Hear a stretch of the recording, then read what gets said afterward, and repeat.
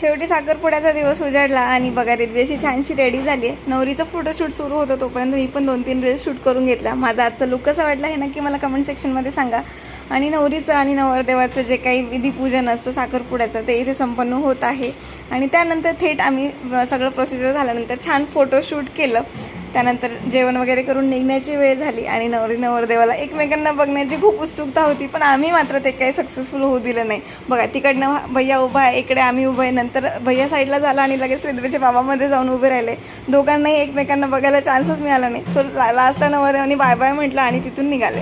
नवरीला साखरपुड्यामध्ये भेटलेलं होतं गिफ्ट आणि बघा गिफ्ट बघण्याची तिच्यापेक्षा जास्त आम्हा सगळ्यांना किती आतुरता. आम्ही सगळे लक्ष देऊन तिच्याकडे काय दिलं आहे गिफ्ट हे बघत होतो आणि तिला चिडवत होतो की नाही त्यामध्ये कॅडबरी आहे, लव्ह लेटर असेल, हे असेल ते असेल.